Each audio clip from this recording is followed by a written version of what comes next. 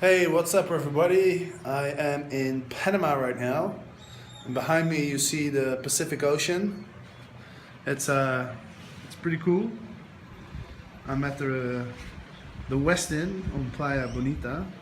As you can see, there's a lot of pools and there's a beach. And what's also pretty cool is that there's a bunch of pelicans. I don't know if you can see them on the video, but they're flying around and then they kind of like kamikaze rocket dive into the water to catch fish. And sometimes there's like a couple hundred of them, so it's a pretty cool sight. Anyway, so I wanted to do a quick update on my journey to find places to invest in. If you've seen my latest video, then you know that I've already bought a place in Cali in Colombia. And Panama is very close by, only about an hour, so I figured I'll go check it out here as well. Now, the situation is a bit different here. Well, actually, it's not that different. Just like in Colombia, Airbnb or any short-term rentals are not allowed.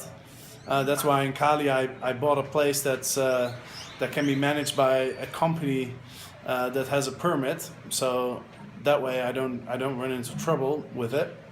As far as in Panama, I haven't really found a company that has units for sale that are allowed to rent out on Airbnb. So I just went around with a broker and looked at some different apartments just to get an idea for the prices and for the opportunity here.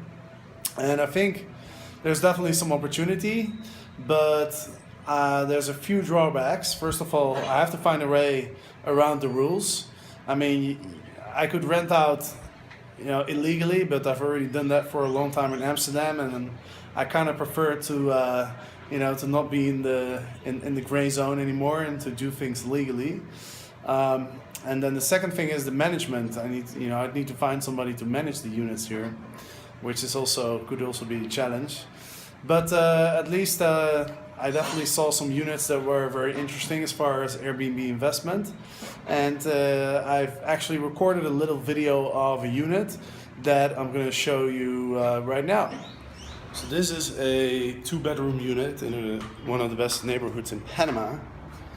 And this would be perfect for Airbnb because it's in a great neighborhood. Everything is within walking distance, which is very important because traffic can be really bad here. So if you can walk to all the bars and the restaurants and all that kind of stuff, then that's a big advantage. So this unit is 227,000, you said, and it's 96 meters.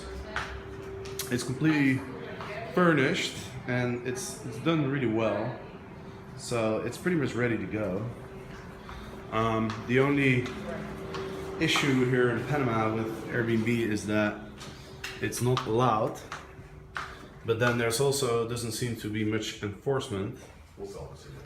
So it's one of those places where you can get away with it, but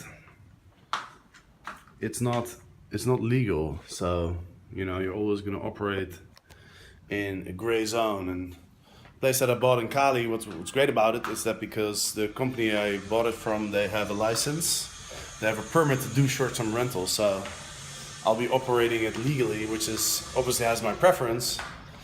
But if I have to, find a way around the rules, then I wouldn't shy away from it. But I think the main challenge here in Panama would be the management, to find somebody who's reliable to manage the unit. I haven't really looked into like short stay management companies yet, so I might have to just find a person who's willing to do the management. And then the building is another potential challenge because some of the buildings, they're more strict on short-term rentals. You might have to bribe the security guard, or you might have to bribe somebody else. I don't know. It's a bit so you probably have to be a little bit more creative in this country. But it's definitely interesting. I think this unit, 2 bedrooms, you know, probably rent it out for 150, maybe 200 a night, and at 227,000. That's a pretty good return on investment, because if you're renting out 2/3 of the time times 150, which is I think a fairly reasonable estimate. So 150 times 30 is 30. So you're looking at 3,000 a month times 12, 36,000. So you know that's definitely towards 15% gross ROI, which is pretty good. So. Alright, so that was, I'd say, the most interesting unit that I have seen here in Panama City. By the way, I forgot to mention, Airbnb or short-term rentals are only disallowed in the city of Panama. So outside the city, it's perfectly legal to rent out an Airbnb. So I think the next time I come to Panama, I'll probably be looking at some properties that are outside of the city. Might go check out some beach areas to see what the opportunity is there. But right now, I'm actually heading to the airport in a few hours and flying back to Amsterdam. I'm gonna work on my apartment there, fix it up a little bit before I sell it. My brother is coming over from Ireland. He's gonna help me with it. And then I think the next stop will be Florianópolis in Brazil. Now that's one of my favorite places in the world. I've actually spent a lot of time there in the past. It's a fairly expensive place to invest, but recently it's gotten cheaper because, as you may or not know, Brazil, it's not going so well there. There's a bit of a crisis, so the real estate prices have dropped, and also the Brazilian real has lost a lot of value against the dollar and the euro, more so against the dollar, but also against the euro. So even for me, I think it might be a good time to buy something there. The prices might be more affordable. So. Yeah, after a few weeks in Holland, I'll be heading to the beach in Brazil, and I'll definitely create some cool videos over there. So that's it for now. Thanks for watching, and I'll see you next time.